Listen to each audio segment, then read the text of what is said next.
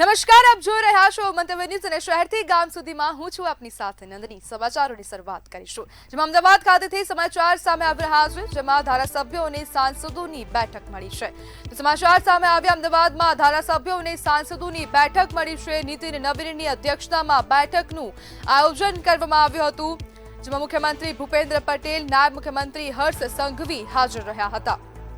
તો ભાજપના રાષ્ટ્રીય અધ્યક્ષ ગુજરાતની મુલાકાતે આવેલા છે, ત્યારે રાષ્ટ્રીય મહામંત્રી બીએલ સંતોષ, સંગઠન મહામંત્રી રત્નાકર પણ હાજર રહ્યા। પ્રદેશ પ્રમુખ જગદીશ વિશ્વકર્મા, સીઆર પાટીલ પણ હાજર રહ્યા હતા। તો મહત્વપૂર્ણ સમાચાર અમદાવાદ ખાતેથી સામે આવી રહ્યા છે, જેમાં તમામ ધારા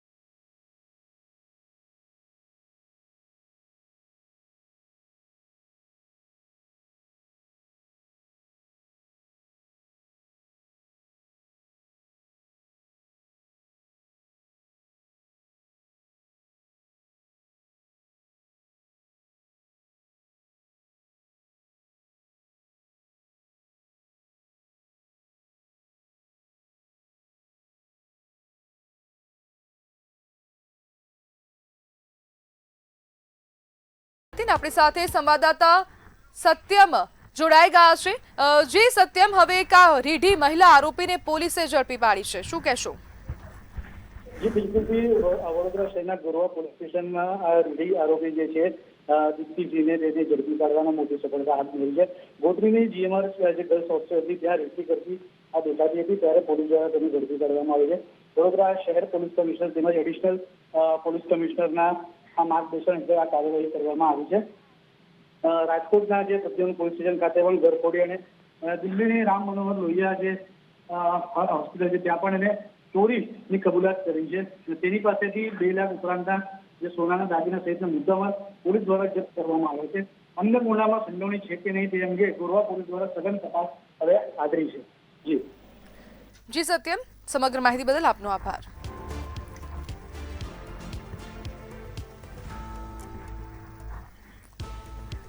જ્યારે વડોદરાની ગોરવા પોલીસ દ્વારા કાર્યવાહી કરાઈ છે। રાજકોટમાં ગરફોડ અને દિલ્હીની હોસ્પિટલમાં આ મહિલા આરોપીએ ચોરી કરી હતી, અને આ મહિલા આરોપીને હવે પકડી પાડવામાં આવી છે।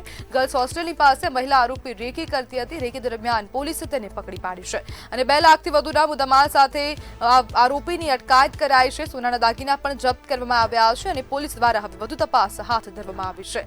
જ્યારે આ રીઢી મહિલા આરોપી દીપ્તિ દિનેશ સિંહ, જેનું નામ છે, તે હવે ઝડપાઈ ચૂકી છે। દિલ્હીમાં એક હોસ્પિટલમાં તેને ચોરી કરી હતી અને રાજકોટમાં પણ એક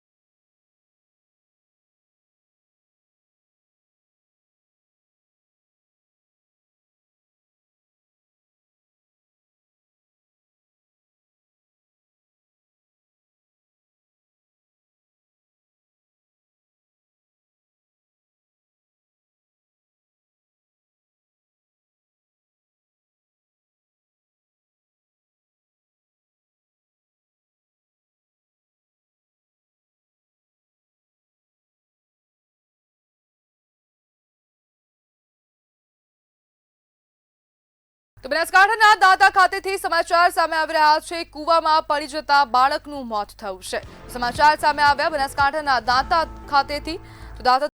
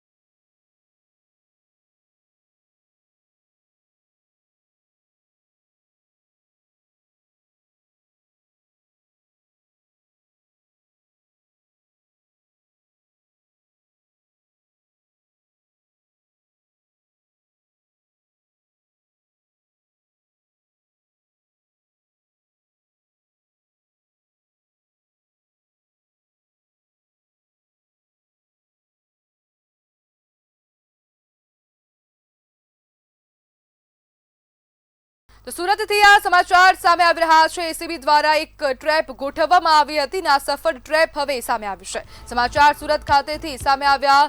લિબાયત કાર્યપાલક ઇજનેર સામે ટ્રેપ ગોઠવવામાં આવી હતી. ઇજનેર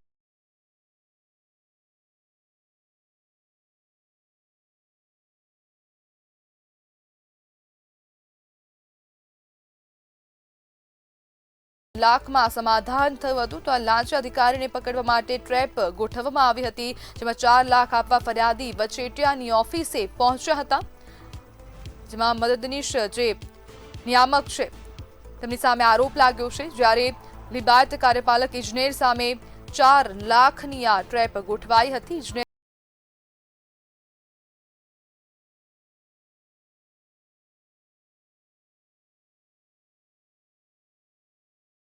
હતો 15 લાખ રૂપિયામાં સમાધાન થયું હતું અને 4 લાખ રૂપિયા આપવા માટે આ જે વ્યક્તિ છે તે પહોંચ્યો હતો તેની ઓફિસમાં અને તે દરમિયાન ટ્રેપ ગોઠવવામાં આવી હતી.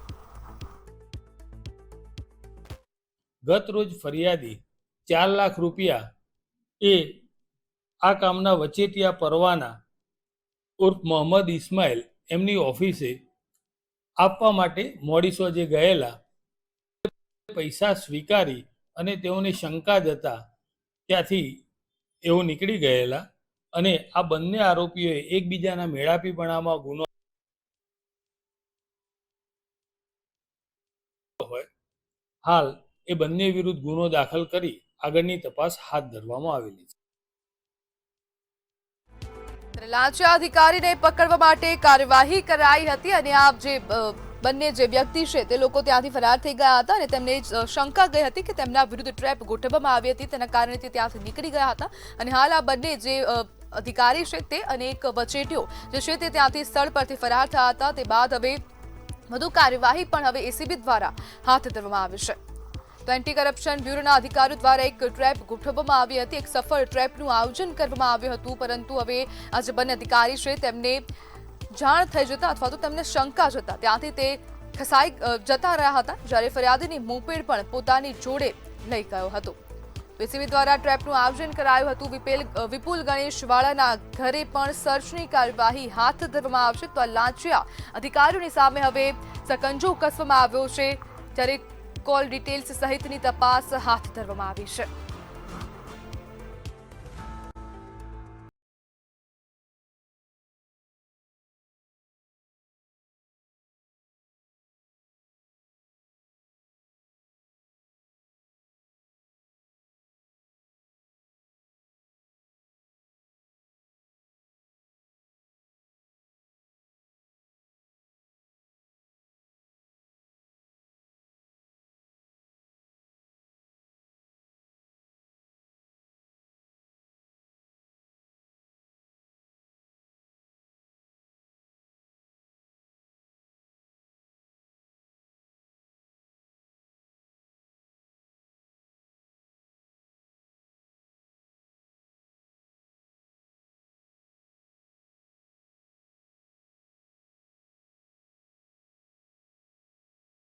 તપાસ છે તે હવે હાથ ધરવામાં આવી છે, જેમાં કેટલા સમય પહેલા હત્યા કરવામાં આવી તેને લઈને પણ તપાસ હાથ ધરવામાં આવી છે।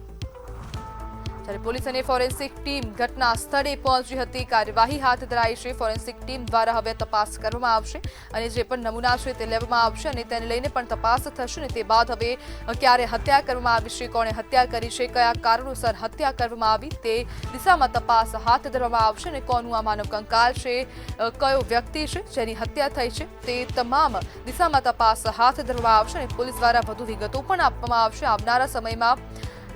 જો કે હાલ તો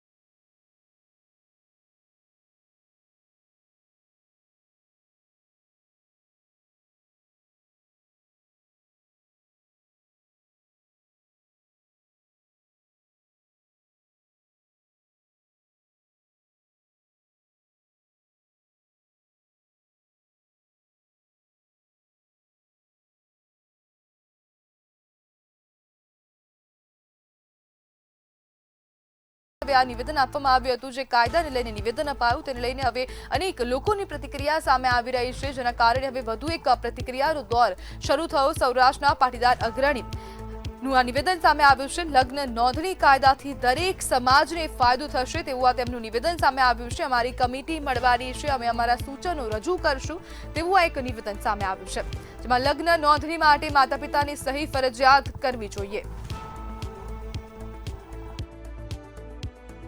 લગ્ન નોંધણીનો કાયદો જે પસાર થવા જઈ રહ્યો છે એમાં અમારું સૂચન અને મંતવ્ય એ છે કે આ લગ્ન નોંધણીની અંદર જે કાંઈ માતા પિતાઓને ખબર વગર લગ્નની નોંધણી કરાવી લે છે એમાં માતા પિતાઓની સહી ફરજિયાત હોવી જોઈએ।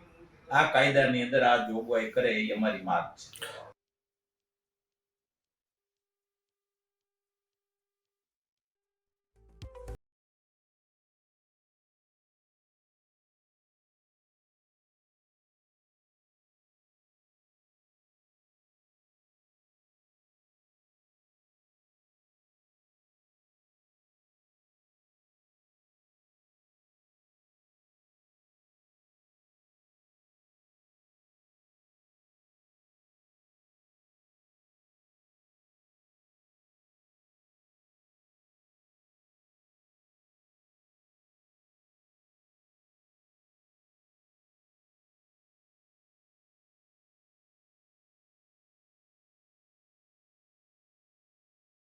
ખૂબ સારો નિર્ણય લીધો છે અને આ સમગ્ર મામલે હવે ઇન્દ્ર ભારતી બાપુનું નિવેદન સામે આવ્યું છે।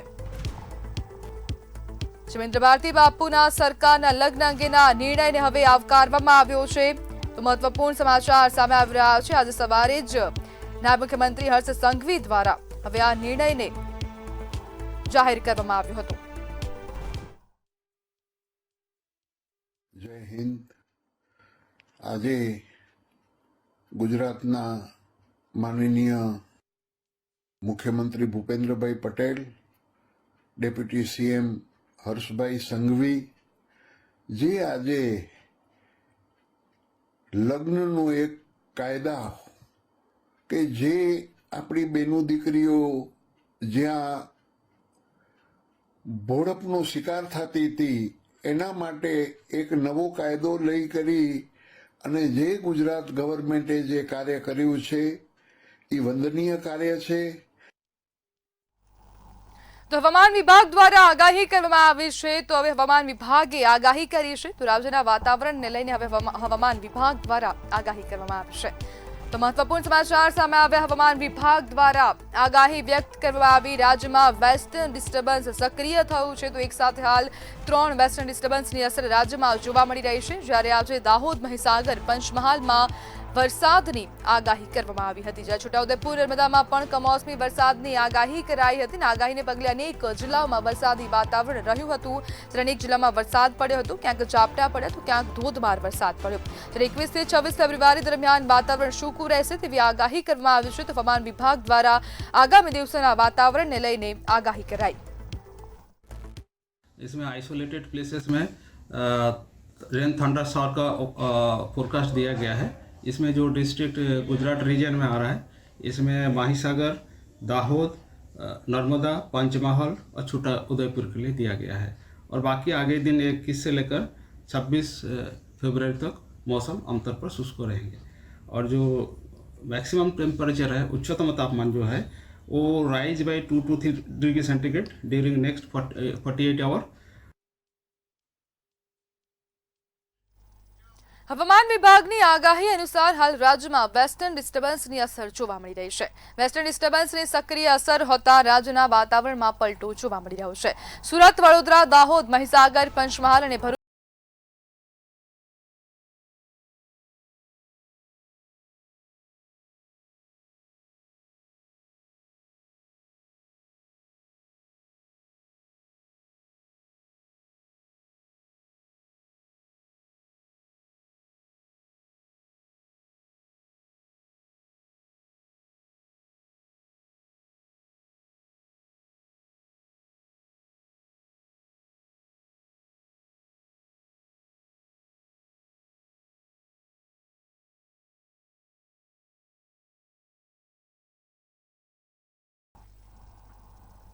વલસાડના કપરાડામાં ફરી એક વખત અકસ્માત સર્જાયો હતો. ઇકો કાર અને ટ્રક વચ્ચે અકસ્માત સર્જાયો હતો. સર્જાયેલ અકસ્માતમાં 6 વ્યક્તિના મોત નીપજ્યા હતા તેમજ 2 ગંભીર રીતે ઇજાગ્રસ્ત થયા હતા. અકસ્માતના પગલે 108 ઘટના સ્થળે પહોંચી હતી અને ઇજાગ્રસ્તોને સારવાર હેઠળ હોસ્પિટલ ખસેડવામાં આવ્યા હતા.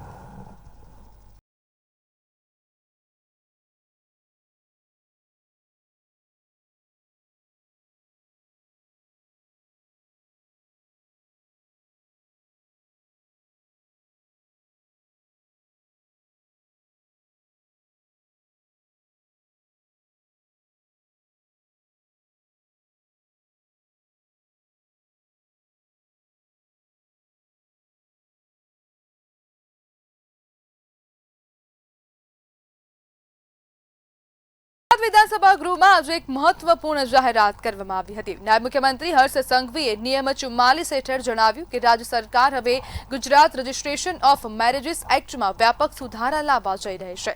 સરકારના નવા પ્રસ્તાવ મુજબ રાજ્યના કોઈપણ ખૂણે લગ્નની નોંધણી કરાવતી વખતે માતા પિતાની પરવાનગી ફરજિયાત બનાવવામાં આવશે. સરકારનું માનવું છે કે આ પગલાંથી ફ્રોડ અને છેતરપિંડીના બનાવોમાં ઘટાડો થશે. છેલ્લા કેટલાક સમયથી લગ્ન સંબંધિત ગેરરીતિઓ અને વિવાદો સામે આવતા રહ્યા છે. ત્યારે આ સુધારા મહત્વપૂર્ણ માનવામાં આવી રહ્યા છે.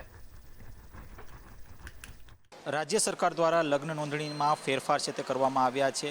લાંબા સમયથી ક્યાંક ને ક્યાંક જે સામાજિક દ્રષ્ટિકોણ હતો તેને જે ફેરફાર કરવાની તેની કોશિશ છે તે રાજ્ય સરકારે કરી છે. ત્યારે આપણી સાથે પ્રોફેસર અને વિદ્યાર્થીનીઓ છે, એમની સાથે વાત કરીશું. તેઓ શું કહી રહ્યા છે મામલે. મેમ, શું કહેશો? ખાસ તો રાજ્ય સરકાર દ્વારા એક જે નિયમો છે તેમાં ફેરફાર કરવામાં આવ્યા લગ્ન નોંધણી લઈને. આ વિષય લાંબા સમયથી ચાલતો હતો, આજે એનો અંત આવ્યો છે. કઈ રીતે જોવો છો આપ? હું એને બહુ પોઝિટિવ જોઉં છું, કારણ કે બહુ વર્ષોથી આ એક ચિંતા હતી કે આમાં ગવર્મેન્ટ મસ્ટ ઇન્ટરફિયર, અને આજે ગવર્મેન્ટે એક સુખદ ઇન્ટરફિયરન્સ કર્યું છે. કારણ કે આપણી સમાજ વ્યવસ્થાનો ભાગ એક લગ્ન વ્યવસ્થા છે. એની અંદર તમે જુઓ તો બાળકો એટલા નાના હોય અને છોકરીઓ એટલી મુગ્ધ હોય કે લવ એટ ફર્સ્ટ સાઇટ એમાં ફસાઈ જતી હોય છે, અને લવ ઇઝ બ્લાઇન્ડ. જે આ નવો નિયમ જે ઘડવામાં આવ્યો છે કેટલું યોગ્ય તમારા માટે? મારું નામ દેવલ છે અને હું માનું છું કે જે આ સરકારે નવો નિયમ ઘડ્યો છે તો ખૂબ જ પ્રશંસનીય છે. કારણ કે આપણે જોવા જઈએ તો આપણે શાકભાજી લઈએ છીએ ત્યારે પણ એને ચકાસીને લઈએ છીએ. તો આ પસંદગી જીવનસાથીની પસંદગી છે. જ્યારે સામેવાળો વ્યક્તિ મીઠી ભાષા વાપરે અને પ્રલોભનો આપે છે ત્યારે વ્યક્તિ પોતાના પરિવારથી, જે છોકરી હોય છે પોતાના પરિવારની વિરુદ્ધ વિમુખ થઈને આવા પગલું ભરી લે છે. શું નામ? સ્મૃતિ છે મારું નામ. અને સરકાર દ્વારા જે આ નિર્ણય લેવામાં આવ્યો છે કે લવ મેરેજ કરીએ તો એનાથી પહેલાં પણ માતા પિતાની પરમિશન છે એ ખૂબ અગત્યની બની છે. આ લવ મેરેજની વિરુદ્ધ કાયદો જરાય નથી, પરંતુ એક કાયદો છે કે લગ્ન એ 16 સંસ્કારોમાંનો સૌથી અગત્યનો સંસ્કાર હું માનું છું. અને આ સંસ્કારોની અંદર જ્યારે લગ્ન કરવા બે પરિવાર જઈ રહ્યા છે, માત્ર બે વ્યક્તિઓ નહીં પણ બે પરિવારનું જ્યારે મિલન થઈ રહ્યું હોય ત્યારે આની અંદર માતા પિતાની જવાબદારી અને માતા પિતાનું કન્સેન્ટ છે એને સરકારે કોડિફાઈડ કરવાનો જ્યારે નિર્ણય લીધો છે એને ખૂબ એક છોકરીઓના રિપ્રેઝેન્ટેટિવ તરીકે ખૂબ વધાવું છું. નિયમો ફેરફાર કર્યા છે, કઈ રીતે ગણો છો આ નિયમો જે ફેરફારને? સારી રીતે જ ગણું છું, કારણ કે આપણા માતા પિતાએ આપણને મોટા કર્યા છે, ભણાવ્યા છે, શિક્ષણ આપ્યું છે આપણને. અને જ્યારે આપણે કોઈ પણ બી લવ મેરેજ કરીએ છીએ તો પછી એ સમજી વિચારીને જ કરવું જોઈએ. સરકારનો આ નિર્ણય પૂરેપૂરો યોગ્ય રીતે માન્ય છે. માં ફેરફાર કર્યું છે, કઈ રીતે ગણો છો તમે? રાજ્ય સરકાર દ્વારા જે ફેરફાર કરવામાં આવ્યો છે એ ખૂબ સમજી વિચારીને કરવામાં આવેલો છે કે એમણે બધા ડોક્યુમેન્ટ્સ વેરિફિકેશન માટે માગેલા છે. કારણ કે આપણે મનના આવેશો અને આવેગોને લીધે આપણે કોઈ પણ નિર્ણય તરફ દોરાઈ જતા હોય છે. એ નિર્ણય તરફ દોરાઈ ગયા પછી આપણને ખ્યાલ આવે છે કે આપણે જે કર્યું એ ખોટું છે. એ આપણે જે અગાઉ આવનારી જે મુશ્કેલી આપણા ઉપર છે એનાથી આપણે બચી શકીએ એના માટે એમણે ડોક્યુમેન્ટ્સનું વેરિફિકેશન માંગ્યું છે કે જે છોકરો છે એ વેરીફાઈડ હોવો જોઈએ, નાગરિકતા એની સારી હોવી જોઈએ, અને તો જ આપણે એની સાથે પરણી શકીએ. અને લગ્ન જીવન છે એ માત્ર બે પાત્રો વચ્ચેનું નહીં પણ પરિવાર વચ્ચેનો સંબંધ હોય છે કે જેની અનુકૂળતા સાથે આપણે રહેવાનું હોય છે. અનુકૂળતાને ધ્યાનમાં રાખીને માતા પિતાના કન્સેન્ટ સાથે આગળ વધવામાં આવે તો એ ખૂબ જ સારો નિર્ણય ગણી શકાય છે. તો આ તો આપણી સાથે રાજકોટથી યુવતીઓ કે જેઓ જણાવી રહ્યા છે કે સરકાર દ્વારા જે લગ્ન નોંધણીને લઈને જે નવા ફેરફાર કરવામાં આવ્યા છે તે યોગ્ય છે, તેઓ તેમને આવકારી રહ્યા છે. કેમેરા પર્સન લલિત વ્યાસ સાથે ધ્રુવ કુંડેલ, રાજકોટ. એઆઈ સમિટ અંગે મુખ્યમંત્રી ભૂપેન્દ્ર પટેલ દ્વારા ટ્વીટ કરવામાં આવ્યું હતું. તેમણે જણાવ્યું હતું કે ભારતની ગ્રામીણ દૂરદર્શિતાને સ્પર્શતી અમૂલ એઆઈની પહેલનો ઉલ્લેખ નંદન નીલકેન્દ્રીએ ઇન્ડિયા એઆઈ ઇમ્પેક્ટ સમિટ દરમિયાન કર્યો. તે બાદ જાણીને મને અત્યંત હર્ષની લાગણી થઈ હતી. તાજેતરમાં જ આ પ્લેટફોર્મનો પ્રારંભ કરવાની મને તક મળી હતી. અમૂલ એઆઈ 200 કરોડ ડેટાનો ઉપયોગ કરી અનેકોની જિંદગીમાં પરિવર્તન લાવી રહ્યું છે. અમૂલનું એઆઈ સહાયક સરલાબેન અમારા પશુપાલકો માટે ગેમ ચેન્જર છે, જે પશુ સ્વાસ્થ્ય અને ઉત્પાદકતા પર વાસ્તવિક સમયની સમજ પૂરી પાડે છે. પશુપાલનમાં ટેકનોલોજીના સમાવેશ કરીને અમે દૂધ ઉત્પાદકો, ખાસ કરીને અમારી મહેનતુ મહિલાઓ માટે અભૂતપૂર્વ સફળતા સુનિશ્ચિત કરી છે.